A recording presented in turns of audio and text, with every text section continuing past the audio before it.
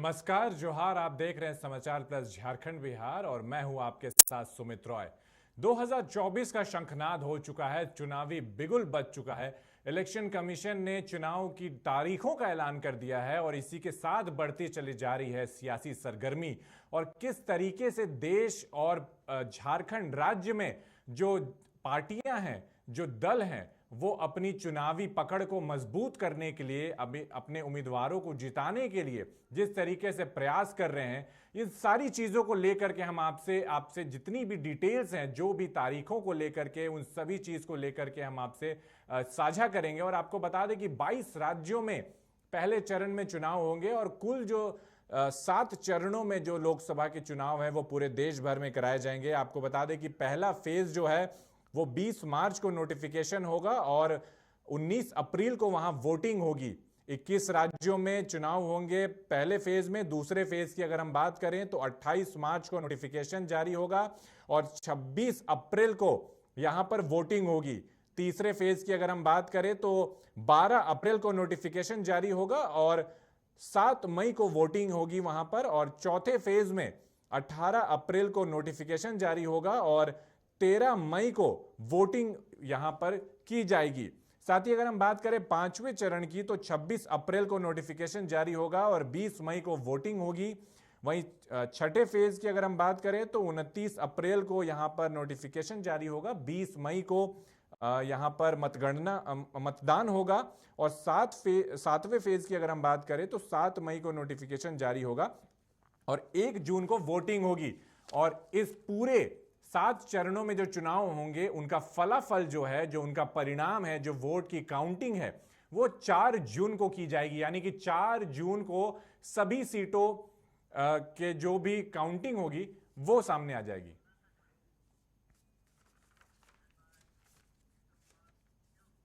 और धनबाद की जो चुनावी सरगर्मी है लोकसभा को लेकर के, उसको समझने के लिए हमारे साथ वरिष्ठ सहयोगी कुंदन सिंह जुड़ चुके हैं लाइव हमारे साथ।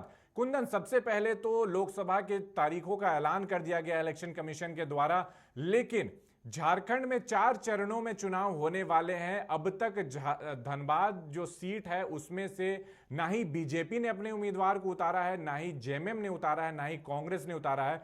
क्या कुछ कह रहा है धनबाद?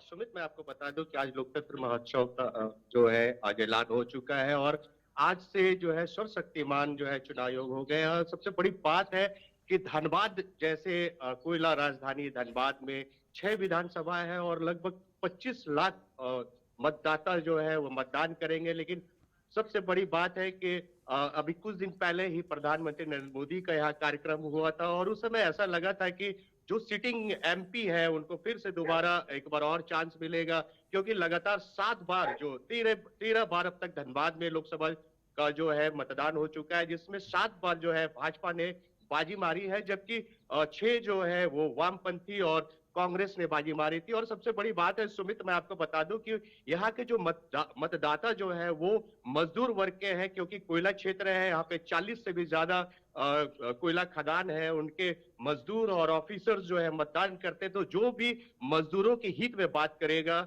वही यहाँ से विजय प्राप्त होता है। और लगभग 13 चुनाव में भी ऐसा देखने को मिला है। तो कहीं ना कहीं अभी तक संगठन जो भाजपा हो चाहे विपक्षी इंडिया हो, उन्होंने अभी तक कोई भी प्रत्याशी का अभी अपने प्रत्याशी का ऐलान नहीं किया है। और वहां बहुत की स्थिति है, जनता भी जो है वो बिल्कुल बहुत ही कुंदन, चिंतित है कि आखिर आपने कहा कि धनबाद जो है वो मजदूर बहुल इलाका है, चूंकि वहां पे पूरी तरीके से कोलियरी जो है वो है और वहां पे खदानों की वजह से ज्यादा जो वोटर्स हैं वो मजदूर श्रेणी से आते हैं।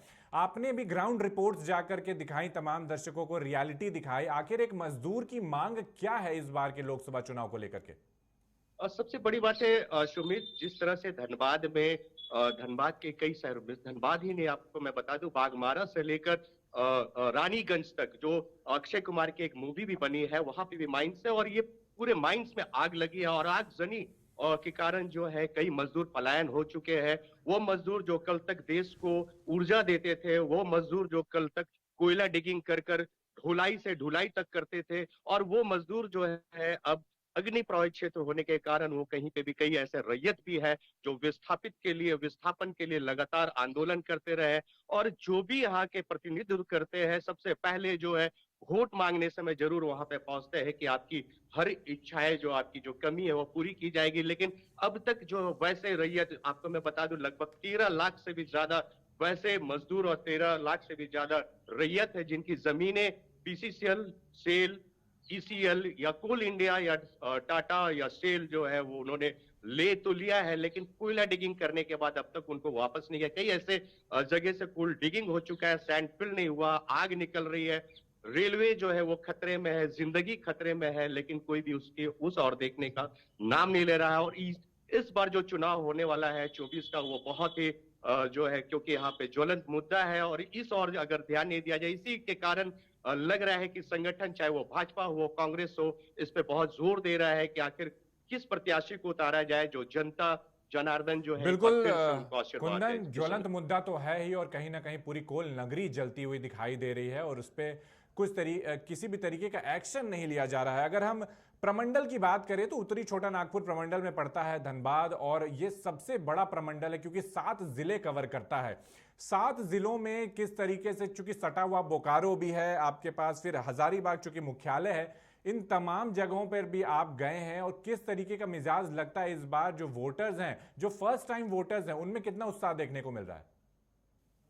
सुमित, मैं आपको बता दूं कि कहीं ना कहीं इसमें कहीं दो राय नहीं है। झारखंड के कोयलांचल में, खासकर कोयलांचल, धनबाद, गिरिडीह, बोकारो चूंकि धनबाद में ही आता है, हजारीबाग, और इन क्षेत्रों में आप जितने भी यंग वोटर्स जो है, जो पहली मतदान, जो दूसरी मतदान कर रहे हैं, वो कहीं ना कहीं मोदी जो है, नरेंद्र मोदी फैक्टर एक जरूर वहां पे है। और ये मंदिर फैक्टर भी जो है कहीं ना कहीं जो है वोटर्स को इस बार अट्रैक्ट करेगा। और इससे जो है प्रत्याशी, ऐसे आपको मैं बता दूं, गिरिडीह में भी अभी तक, गिरिडीह में आजसू की वो सिटिंग सीट है और भाजपा ने आजसू को दिया, वहां पे भी अभी तक प्रत्याशी की घोषणा नहीं हुई है। सिर्फ हजारीबाग और कोडरमा को छोड़कर कोयलांचल के किसी भी लोकसभा क्षेत्र में अभी तक प्रत्याशी का घोषणा नहीं हुआ। सटा हुआ चतरा है, वहां पे भी वही स्थिति है। तो आपको मैं बता दूं कि कोयलांचल में खासकर हजारीबाग जैसे और कोडरमा जैसे वहां पे सारे और माइंस एरिया है, और माइनिंग होने के साथ साथ वहां पे कई ऐसे रैयत भी है जिनका बहुत जो है, जैसे विनोबा यूनिवर्सिटी जब बनी है, जिस रैयतों की जमीन पे, उनको उनको भी अब तक विस्थापित नहीं किया है। तो कहीं ना कहीं विस्थापन जो है वो बहुत बड़ा मुद्दा बनकर उभरेगा इस चुनाव में, सुमित। बिल्कुल कुंदन, तमाम जानकारियों के लिए आपका बहुत बहुत शुक्रिया, क्योंकि धनबाद एक ज्वलंत मुद्दा है, रहा है हमेशा से झारखंड के लिए, और वहां के वर्तमान सांसद जो हैं पशुपति नाथ सिंह, भारतीय जनता पार्टी के कोटे से आते हैं, और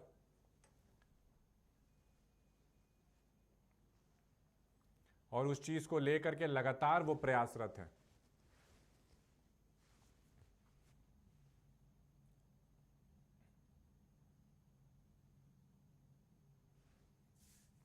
तो 7 चरणों में चुनाव होने वाले हैं पूरे देश भर में। झारखंड में भी 4 चरणों में चुनाव होंगे। आपको बता दें कि जिस तरीके से लगातार सभी की नजरें, सभी वोटर्स की नजरें टीवी स्क्रीन पर गड़ी हुई थी कि कैसे इलेक्शन कमिश्नर आकर के राजीव कुमार जो हैं वो चुनावों की तारीखों का ऐलान करते हैं, और आज वो दिन आ गया, आज वो समय आ गया है जब 7 चरणों में पूरे देश में लोकसभा का जो जनरल इलेक्शन है वो कंडक्ट कराया जाएगा, और 4 जून को काउंटिंग होगी।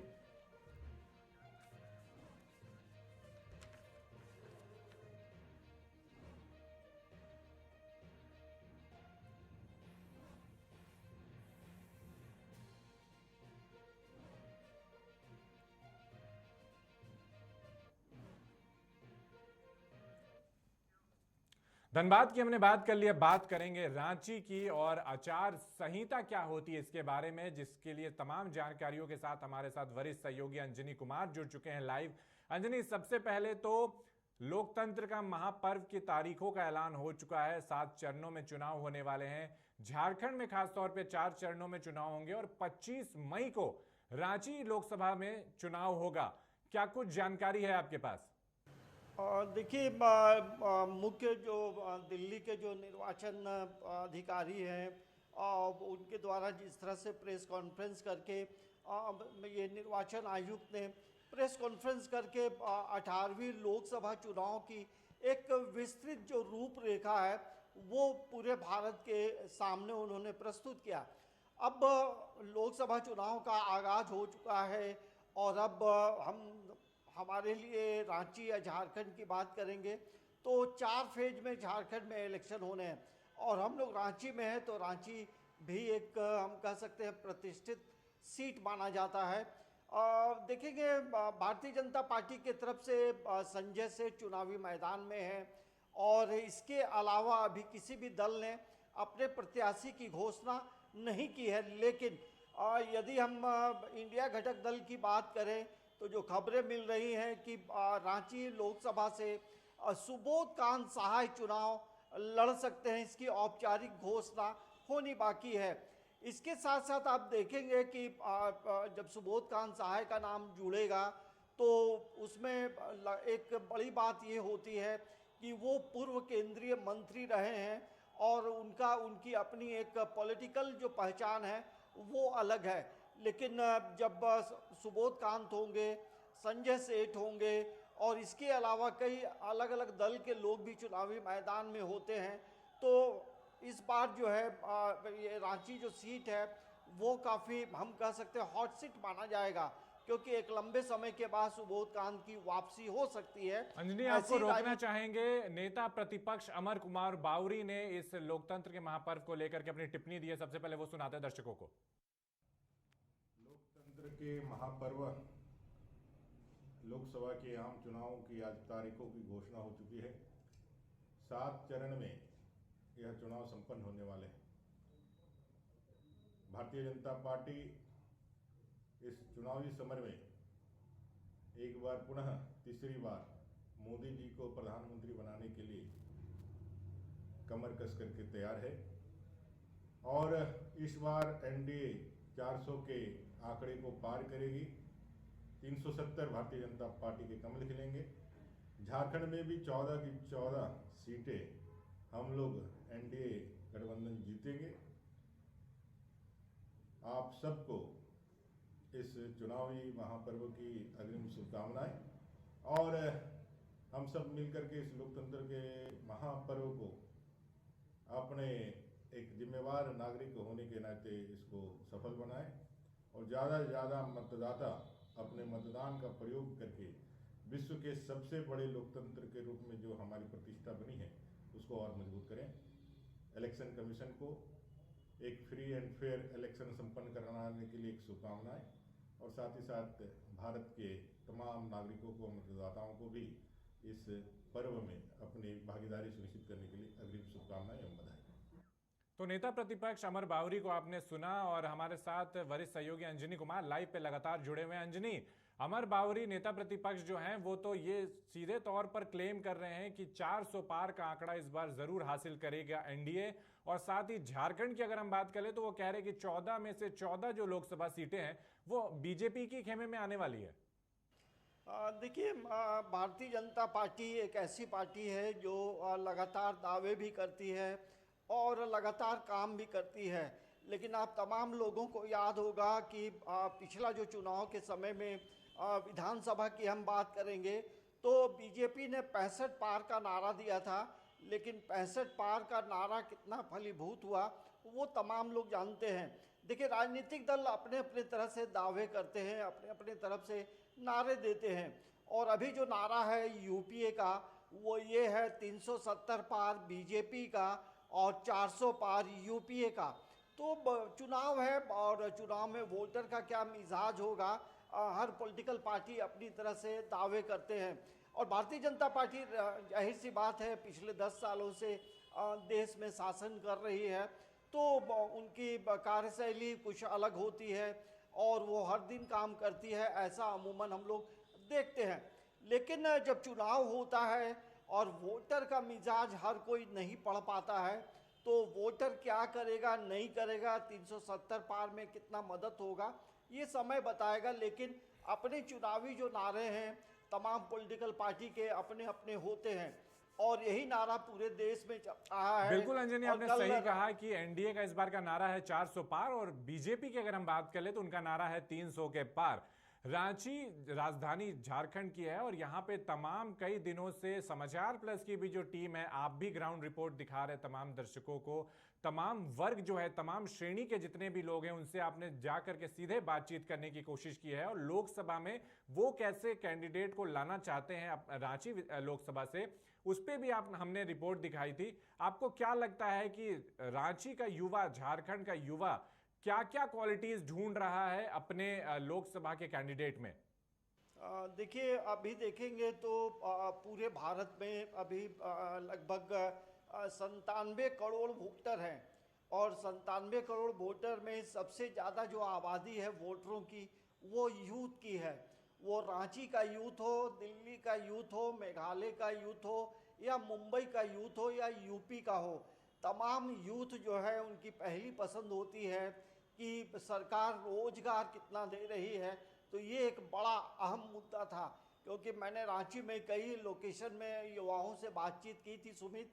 और दूसरा एक मुद्दा था महिला सुरक्षा, और तीसरी बात थी मतलब जो एजुकेशन सिस्टम हो वो बेहतर हो, क्योंकि सेशंस लेट होते हैं।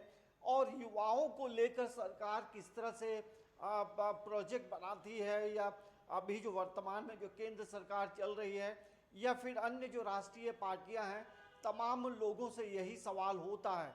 तो हमें लगता है जो भी यूथ है वो ग्रेजुएशन में हो या वैसा यूथ जो पहली बार वोट करेगा, उसकी भी आबादी काफ़ी है। तो हमें लगता है कि यूथ की पहली जो पसंद होती है वो ये होती है कि जो पॉलिटिकल पार्टी का जो मैनिफेस्टो है, उस मैनिफेस्टो में युवाओं को लेकर कितना दमदार मैनिफेस्टो है, ये महत्वपूर्ण होता है। बिल्कुल अंजनी, और चुनाव की तारीखों का ऐलान हुआ और उसी के साथ एक और चीज जो सामने आती है वो है आचार संहिता।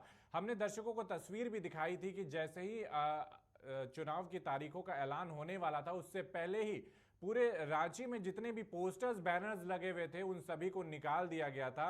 एक बार आपके मार्फत से चाहेंगे कि तमाम दर्शकों को ये जानकारी दे कि आचार संहिता में वो कौन सी चीजें हैं, जो सरकारी गतिविधियां हैं, जिसपे लगाम लग जाता है। देखिए, ऐसे चुनाव की तिथि की घोषणा हुई, बस आचार संहिता लग गया। आचार संहिता का यदि हम सरल भाषा में समझें तो इसका यही माने है कि कोई भी पॉलिटिकल पार्टी बिना अनुमति के अपना प्रचार प्रसार नहीं कर सकता है। दूसरी बात है, यदि स्टेट गवर्नमेंट है तो वो कोई भी चुनावी मुद्दों को लेकर, किसी भी स्कीम को लेकर वो अपना प्रचार नहीं कर सकता है। तो ये दो महत्वपूर्ण हैं। यदि कोई पॉलिटिकल पार्टी अब वो अपना चुनाव प्रचार करने के लिए रांची में कहीं जनसभा करनी है, तो उसे रांची उपायुक्त से परमिशन लेनी होगी और उसमें विस्तृत ब्यौरा देना होगा कि उसमें जो स्पीकर होंगे कौन होंगे और कितने लोग उसमें शामिल होंगे, कितने देर का होगा, ये तमाम चीज़ें उसमें अंकित रहेंगी। तो ये होता है चुनाव, मतलब आचार संहिता के नियम अलग अलग हैं। अब जो है सरकार किसी भी तरह की कोई घोषणा, वो केंद्र सरकार हो, राज्य सरकार हो, किसी भी तरह की घोषणा अब नहीं कर सकता है। और यही वजह है कि ये चंपई सोरेन ने 12 बजे आज कैबिनेट की जो बैठक थी, मतलब ये लोकसभा चुनाव से पहले की जो कैबिनेट की बैठक थी, वो 12 बजे उन्होंने शुरू किया और लगभग 1 घंटे के बाद तमाम चीज़ें समाप्त हो गई। तो इसमें यही होता है कि आप किसी भी तरह से वोटर को आप अपने पक्ष में नहीं करेंगे, किसी भी तरह का आप प्रलोभन नहीं देंगे और बिना अनुमति के आप किसी के घर में झंडा, बैनर, वॉल पेंटिंग नहीं कर सकते हैं। और पूरे शहर में कहीं पर भी आपको झंडा, बैनर और वॉल पेंटिंग करना है तो उसकी अनुमति अच्छा अंजलि, लेनी एक और होगी। झारखंड की हम बात कर रहे हैं। झारखंड में एक और शख्सियत है, एक और व्यक्तित्व है जिसने अभी अभी झारखंड की राजनीति में कदम रखा है, और वो है पूर्व सीएम हेमंत सोरेन की पत्नी कल्पना सोरेन। उन्होंने गिरिडीह में जाकर के जब से उन्होंने सदस्यता हासिल की है, तब से वो एकदम अलर्ट मोड पर आ गई हैं और लगातार चुनावी रैलियां करती हुई दिखाई दे रही हैं। कल्पना सोरेन का झारखंड की सियासत में किस ओर आगे चलने वाली हैं, वो किस तरीके से वो जेएमएम में एक सिंपैथी वोट लेकर के आएंगी, या कुछ जो वोटर्स हैं वो इस चीज से प्रभावित नहीं होंगे? भारत की राजनीति में जिस तरह से राजनीति चलती है उसमें कहीं ना कहीं सहानुभूति वोट बहुत मायने रखता है सुमित। आप पूरे भारत में देखेंगे जब से 17 लोकसभा के चुनाव हुए हैं तो कई चुनावों में हम लोगों ने देखा है कि सहानुभूति जो है बहुत इम्पोर्टेंट फैक्टर होता है। और पूर्व मुख्यमंत्री हेमंत सोरेन जब जेल गए उसके बाद जो जेएमएम की जो कोर कमेटी है वो तय करती है कि कल्पना सोरेन जो है अब राजनीति में कदम रखेगी। मतलब अब घर से सीएम आवास, जब सीएम होते थे उस समय और सीएम के मतलब पूर्व सीएम हो जाने के बाद उन्होंने पार्टी के तमाम चीज़ों को लेकर बाहर राजनीति में कदम रखा। और वो कदम महत्वपूर्ण कदम था। वो कदम ये था कि पूर्व मुख्यमंत्री हेमंत सोरेन के द्वारा किए गए कामों को लेकर कैसे जनता के बीच में जाना है, कैसे प्रचार प्रसार करना है और क्यों हेमंत सोरेन जेल में है, क्या साजिश हुई, इन तमाम चीज़ों को लेकर वो लगातार सभा कर रहे हैं। और ये सभा करने के पीछे उनका दो मोटिव है। एक तो जेएमएम को मजबूत करना और जो जेएमएम के कार्यकर्ता हैं उनको एक जुटता में बनाए रखना और कैसे हम आने वाले लोकसभा चुनाव में जो 14 सीटें हैं उस पे हम ज़्यादा से ज़्यादा सीट कैसे जीतेंगे। और दूसरी जो बात है वो ये है, गांडे उपचुनाव होने वाला है जहां सरफराज अहमद जो है वो विधायक हुआ करते। बिल्कुल अंजनी, आपको यहाँ पे रोकना चाहेंगे। हमारे साथ दिल्ली से जुड़ चुके हैं राजनीतिक विशेषज्ञ कुंदन तिवारी। कुंदन से जानने की कोशिश करेंगे कि झारखंड का जो ये सियासी माहौल है और झारखंड में जिस तरीके से जो लोकसभा की जो 14 सीटें हैं उसका समीकरण क्या कुछ कहता है और जो विभिन्न पार्टियां हैं। हालांकि हमने देखा है कि बीजेपी ने अपने 11 उम्मीदवारों की लिस्ट जो है, जो सूची है वो सामने कर दी है, बल्कि जेएमएम और कांग्रेस ने अभी तक किसी भी कैंडिडेट की लिस्ट नहीं सामने लाई है। कुंदन, सबसे पहले तो आपका बहुत बहुत स्वागत है समाचार प्लस में। आपके हिसाब से झारखंड की 14 लोकसभा सीटों का आकलन और किस तरीके से आप देखते हैं?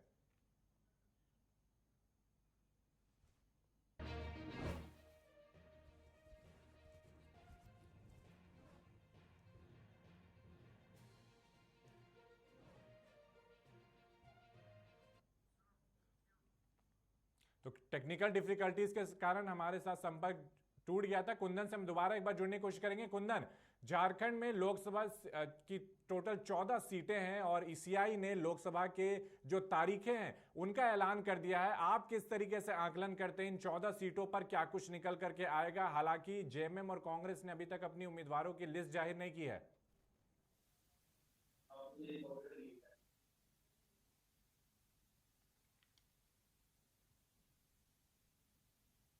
हमारा संपर्क कुंदन से नहीं हो पा रहा है, लेकिन हम आपको बता दें कि ईसीआई ने जब से चुनाव के तारीखों का ऐलान किया है तब से चुनावी सरगर्मी जो है वो और ज्यादा बढ़ती चली जा रही है और खास तौर पर झारखंड में जो चुनावी सरगर्मी है वो अपने चरम पर है, क्योंकि 4 चरणों में यहां पर चुनाव होने हैं और ऐसे में कई सारी ऐसी सीट्स हैं जो हॉट केक बन चुकी हैं, जो पूरे झारखंड के पूरे जिले का केंद्र बिंदु बन चुकी हैं।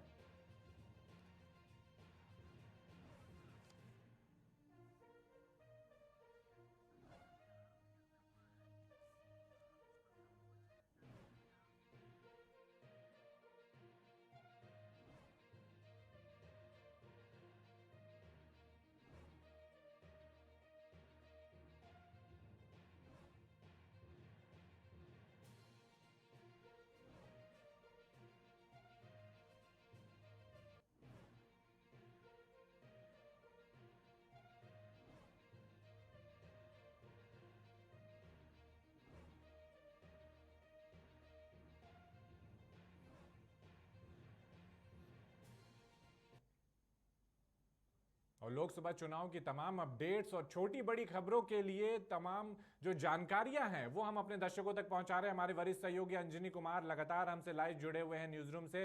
अंजनी, सुरक्षा एक बहुत अहम मुद्दा होता है जब इतने व्यापक तौर पर किसी लोकतंत्र के जो महापर्व है उसको अगर कंडक्ट करा जाए, पूरे देश भर में अगर चुनाव कंडक्ट कराया जाए। अगर हम झारखंड की बात करें तो कल ही हमने देखा कि एक हाई लेवल मीटिंग की गई थी डीजीपी के द्वारा, जहां पर तमाम वो जिले के जितने भी एसपी थे, एसएसपी थे, वो वहां मौजूद थे। उनको कई सारे दिशा निर्देश दिए गए। क्या कुछ अपडेट्स वहां से निकल करके आई, क्योंकि इस बड़े पैमाने पर इलेक्शन कंडक्ट कराने में कई सारे फोर्सेस भी लगते हैं? देखिए, 18वीं लोकसभा की घोषणा हो चुकी है और पूरे राष्ट्रीय फलक पे आप देखेंगे सुमित, तो लगभग 10 लाख के करीब जो है मतदान केंद्र बनाए गए हैं। तो आप समझिए 10 लाख मतदान केंद्रों में और लगभग 55 लाख जो है ईवीएम का इस्तेमाल होगा। तो कैसे तमाम चीज़ों को निर्धारण करना होगा, कैसे तमाम चीज़ें सफलतापूर्वक हो, यही वजह है कि जो मुख्य निर्वाचन जो आयोग है दिल्ली में, वो निर्वाचन आयोग अलग अलग फेज़ों में चुनाव करती है। यही वजह है 7 फेज में चुनाव है। और जो भारत की जो भौगोलिक दशा है, भारत का जो मौसम है, ये तमाम चीज़ों को लेकर इसमें तय होता है कि कैसे हम सुरक्षा देंगे, कैसे यातायात आने जाने की व्यवस्था होगी। तो उसमें एक महत्वपूर्ण बिंदु होती है सुरक्षा, क्योंकि जब चुनाव होते हैं तो लाखों की संख्या में जो कर्मचारी हैं वो काम करते हैं और लगभग आप देखेंगे तो लगभग 97 करोड़ वोटर हैं जो वोट डालेंगे।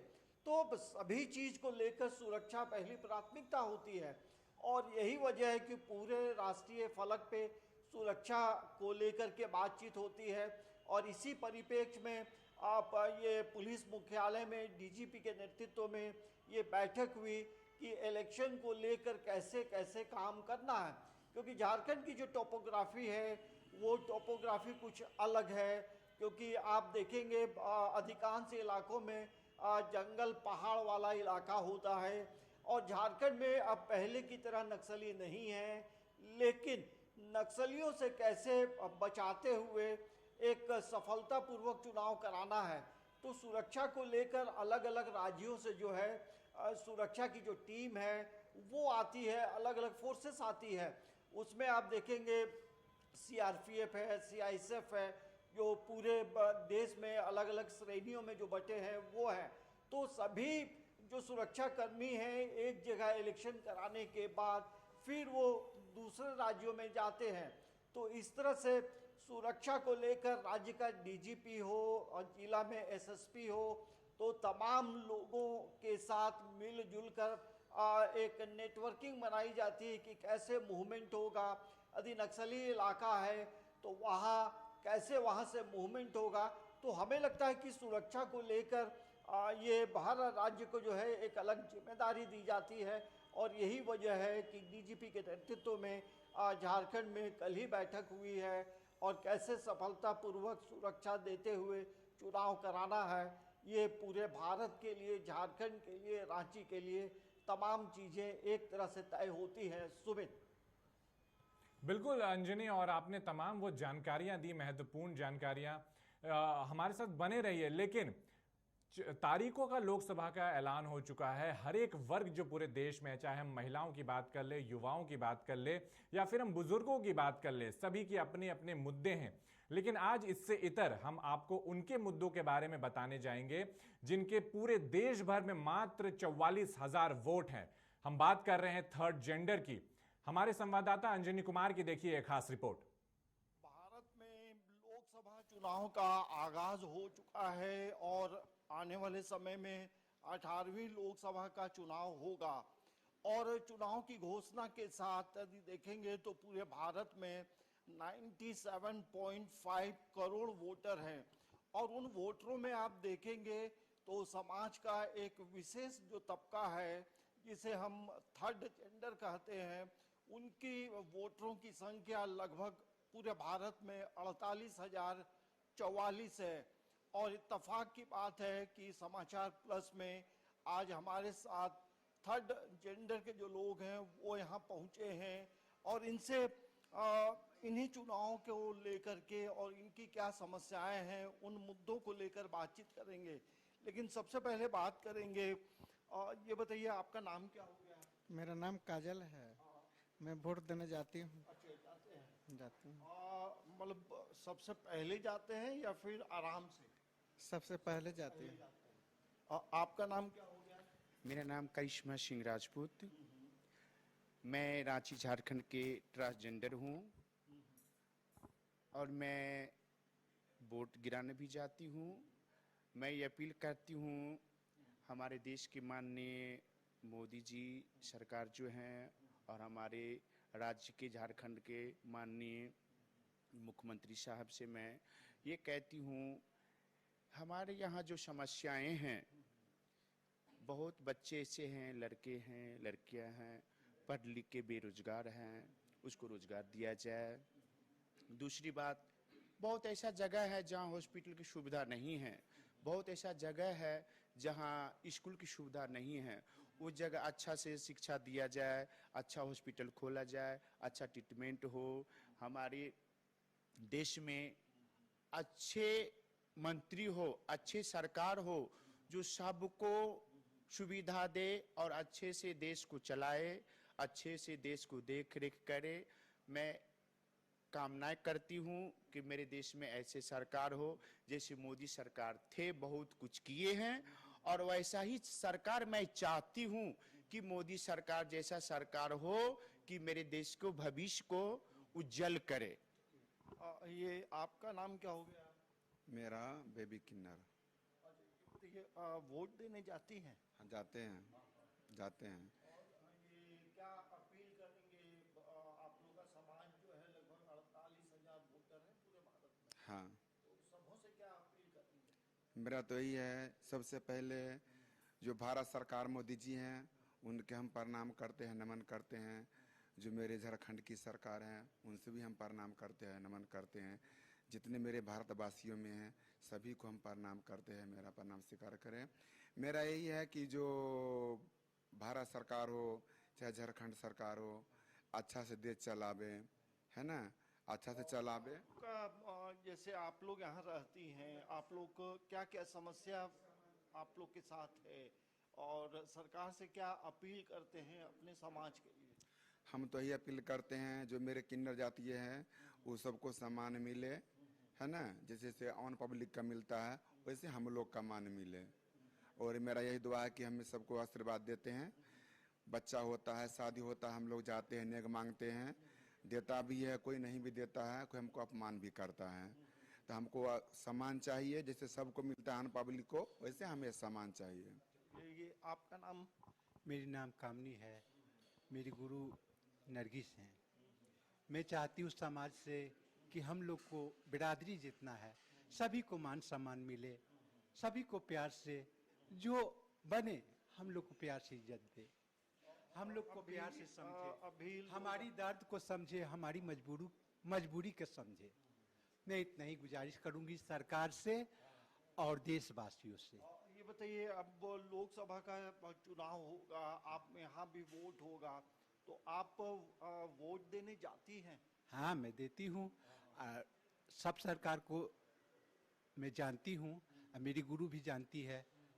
मैं सबको रिक्वेस्ट करती हूँ हम लोग को मान सम्मान मिले, हम लोग को इज्जत मिले, हम लोग को प्यार मिले। आप लोग को ये बताइए, जब मतदान केंद्र वोट देने जाती हैं तो वहाँ किस तरह की सुविधाएं आप लोगों के लिए कुछ अलग से व्यवस्था रहती है? नहीं, अलग से व्यवस्था नहीं रहते हैं। जैसे आम पब्लिक भी एक लाइन में कतरे में खड़े होके जाते हैं, मैं भी उसी लाइन में खड़े होके मैं जाती हूँ वोट देने के लिए।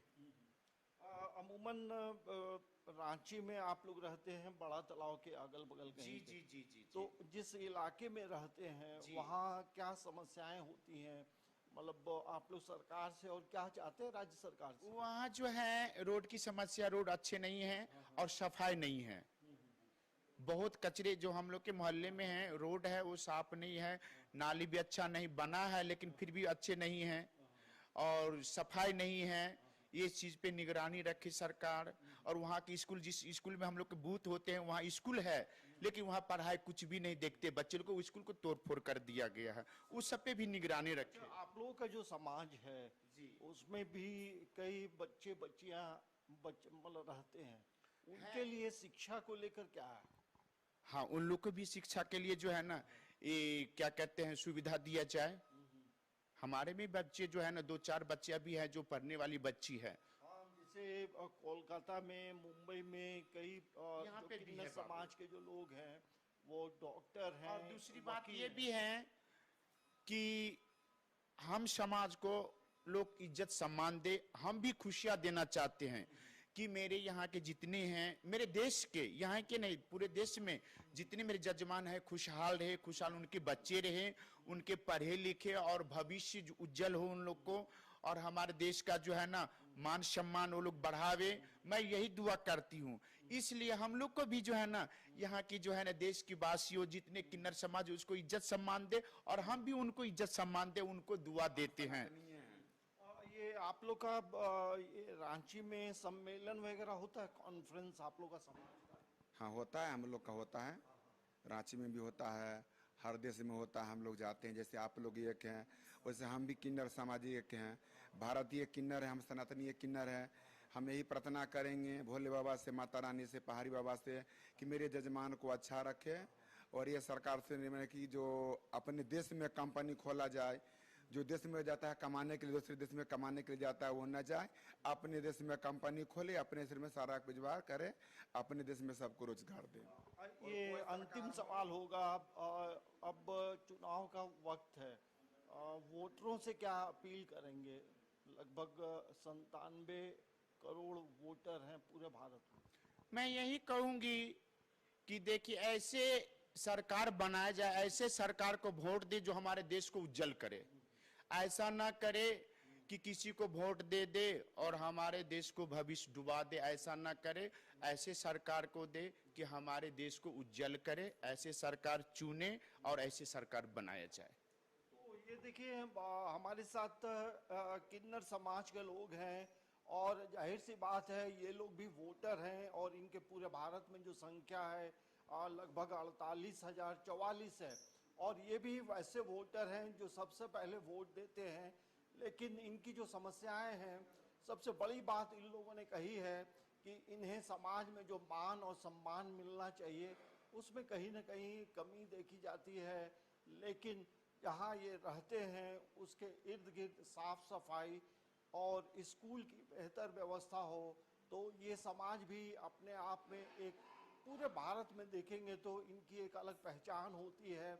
और जब घर में शुभ काम होते हैं, बच्चों का जन्म होता है, तो वैसे समय में ये लोग कहीं ना कहीं शुभ आशीर्वाद लेने पहुंचते हैं, और वो जो आशीर्वाद है तमाम घरों में इनकी इज्जत और खातिर बेहतर तरीके से होती है। लेकिन ये भी एक अच्छे भारत के निर्माण के लिए ये भी अपना जो कीमती वोट है वो देते हैं। समाचार प्लस के लिए कैमरामैन प्रशांत मित्रा के साथ अंजनी कुमार, रांची। तो बिल्कुल आपने समाचार प्लस की स्पेशल रिपोर्ट देखी, जहां पे थर्ड जेंडर की भी अपनी सरकार से क्या कुछ मांग है, क्या कुछ अपने उम्मीदवारों से अपेक्षाएं हैं, वो आपने देखा। और मूलभूत सुविधाएं तो उन्हें चाहिए, लेकिन सबसे बड़ी जो चीज़ जो उनका अहम मुद्दा है वो ये है कि उनको समाज में बराबर का सम्मान मिले। बिल्कुल, तो अंजनी, तमाम जानकारियों के साथ आप हमारे साथ जुड़े हुए हैं। आपने थर्ड जेंडर से भी बात की, और लेकिन आज ईसीआई की जो प्रेस वार्ता थी उसमें एक महत्वपूर्ण जानकारी निकल करके आई कि इस बार जो टोटल 97 करोड़ वोटर्स होने वाले हैं उसमें से 1.82 करोड़ जो हैं वो नए वोटर्स होंगे, और 47 करोड़ जिसमें जो वोटर्स हैं वो टोटल महिलाएं होने वाली हैं। तो नए वोटर्स को लेकर के उनके अंदर कितना उत्साह देखने को मिल रहा है, उनकी क्या क्या मांगे हैं, और किस तरीके से वो अपने जो सरकार है उसको चुनने वाली है। देखिए, लोकसभा का चुनाव की घोषणा के साथ ये जरूर कहा जा सकता है, अब जो वोटर हैं जो मतदान करेंगे, मतदाताओं का दिन है। और वैसे में देखेंगे 97 करोड़ जो वोटर हैं उसमें 1.82 मतलब 1 करोड़ 82 लाख जो हैं वैसे वोटर हैं जो पहली बार वोट करेंगे। और यही वजह है कि चुनाव आयोग जो है पहले से ही इसको लेकर जन जागरूकता अभियान जो है शैक्षणिक संस्थानों में चलाता रहा है, और यही अपील की गई है कि सभी लोग अपने घरों से निकलें और वोट दें। जो पहली बार वोट देता है उसके अंदर एक उत्सुकता होती है कि कैसे वोट करना है, कैसे ईवीएम का बटन जो है वो दबेगा, एक कौतूहल जरूर होता है। और यही वजह है कि रांची के आड्रे हाउस में जो राज्य निर्वाचन मंत्रिमंडल के जो सीईओ है के रवि कुमार और रांची के उपायुक्त ने आड्रे हाउस में एक दिवसीय कॉन्फ्रेंस उन्होंने रखा था, जिसमें तमाम तरह का जो इन्फॉर्मेशन था कि कैसे वोट दिया जाता है, ईवीएम का क्या मतलब है, तो ये तमाम जो प्रक्रियाएं होती हैं उसके बारे में युवाओं को बताया गया था। तो हमें लगता है कि निर्वाचन आयोग, जिला प्रशासन और तमाम लोग इन चीज़ों को लेकर संजीदा हैं। और दूसरी एक बात आपने कही, महिला वोटर, 47 जो महिला वोटर है पूरे भारत में देखेंगे तो 12 राज्यों में सबसे अधिक महिला वोटर हैं। और महिला आधी आबादी की बात होती है, जाहिर सी बात है कि देश के निर्माण में या सांसदों का चुनाव करना हो तो इनकी भी महत्वपूर्ण भूमिका होती है। और 33% आरक्षण भी मिला है।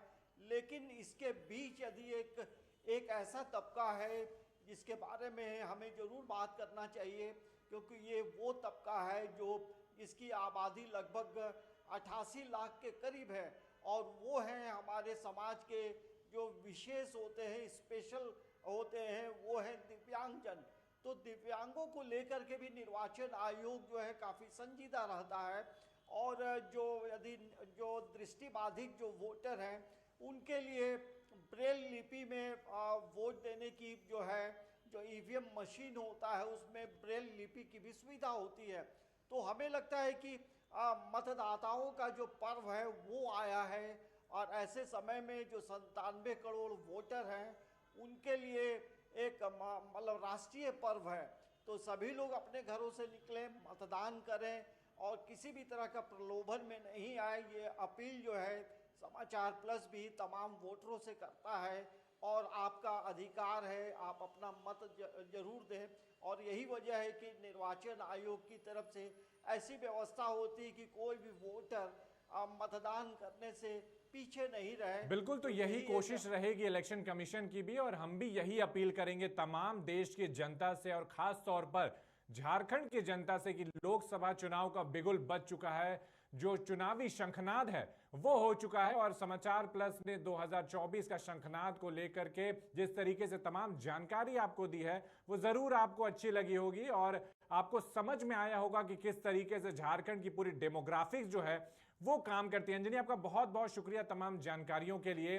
हम आगे आपको एक ऐसी खबर दिखाने वाले हैं जो कहीं ना कहीं पूरे होलियाना अंदाज में आपको डुबो देगी, सराबोर कर देगी, क्योंकि होली के मौके पर बाजारों में बिकने वाले केमिकल युक्त रंग और गुलाल हमारी सेहत पर बुरा असर डालते हैं। लेकिन अब आपको घबराने की जरूरत नहीं है।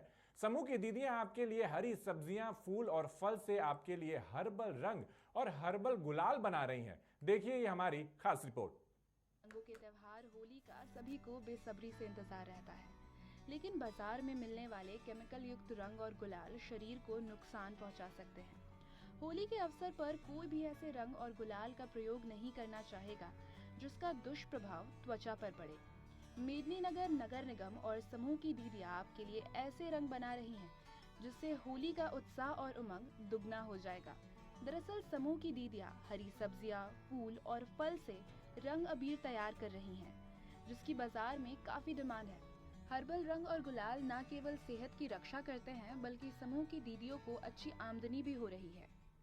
हम लोग 2 साल से ये काम को कर रहे हैं, हर्बल अबीर बना रहे हैं, जो कि आपको पालक के साग से, ग्रीन अड़हुल के फूल से, गेंदा का फूल से, बीट से और धनिया पत्ता से, और उसको अरारोट में मिलाकर हम लोग अच्छे से उसको फूल को साफ करके पानी में उसको गैस पर चढ़ा के उसको उबाल देते हैं। उबाल के छान के अरारोट को गमला में निकाल कर उसको डालकर और अच्छे से हाथ से उसको मिश्रण करते हैं।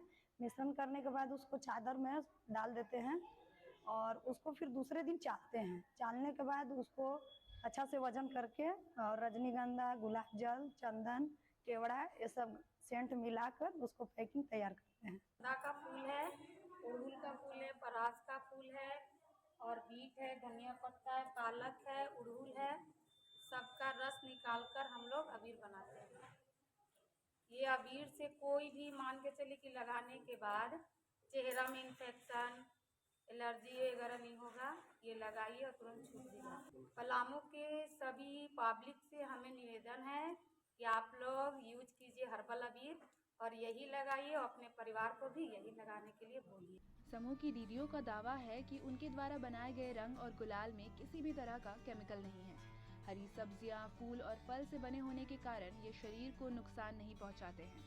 इस बार होली को लेकर 5 टन अबीर और गुलाल बनाने का लक्ष्य रखा गया है, जिसके लिए मेदिनीनगर नगर निगम के द्वारा सहयोग प्रदान किया जा रहा है। आगामी होली और का पर्व जो मनाया जाने वाला है और हमारे चुनाव का पर्व भी मनाया जाने वाला है, तो इससे रिलेटेड जो अबीर या गुलाल का इस्तेमाल किया जाता है, तो हमारी महिला ग्रुप के द्वारा नेचुरल अबीर और गुलाल का प्रोडक्शन किया जा रहा है। और इसमें इस बार का हम लोगों का टारगेट है कि 5 टन अबीर का और गुलाल का प्रोडक्शन किया जाए, जिसको शहर के जो मेन कमर्शियल एरियाज़ हैं वहाँ स्टॉल लगाया जाएगा महिला ग्रुप के द्वारा। तो लोगों से भी अपील है कि आगामी जो पर्व और त्यौहार हैं उसमें आप नेचुरल अबीर और गुलाल के का प्रयोग करें, जो आपकी हेल्थ के लिए भी लाभकर रहता है और हमारी महिला ग्रुप को भी उसमें सशक्तिकरण में काफ़ी मदद मिलेगी। समूह की दीदियों द्वारा हर्बल गुलाल और रंग लोगों को काफी पसंद आ रहा है। हर्बल गुलाल और रंग से न केवल सेहत अच्छी रहती है, बल्कि इससे महिलाएं आत्मनिर्भर बन रही हैं और सफलता की नई कहानियां गढ़ रही हैं।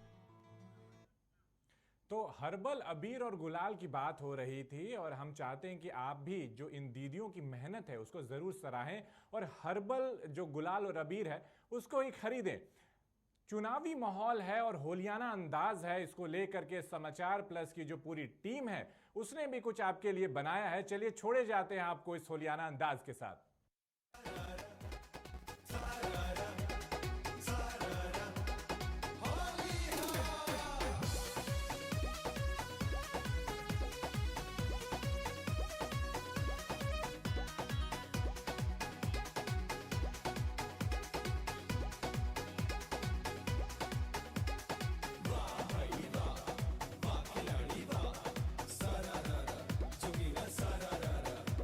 सोच के लगावे पड़ी अब की गुलाल, सोच के लगावे पड़ी अब की गुलाल, के करा के हरा लागी के करा के लाल। अरे तय में सोचे वाला कौन बात बा हो? सोच के लगावे पड़ी अब की गुलाल, के करा के हरा लागी के करा के लाल। सोच के लगावे पड़ी अब की गुलाल, के करा के हरा लागी के करा के लाल। कौना रंग में रंगाई पूरा गाँव। अब की होली में असो होली में अब की होली में आइल बा चुनावा, असो होली में आइल बा चुनावा, असो होली में आइल बा चुनावा, राजनीति में रंगाइल पूरा गाँव। अब की होली में अब की होली में अब की होली में आइल बा चुनावा, असो होली में आ गइल चुनावा।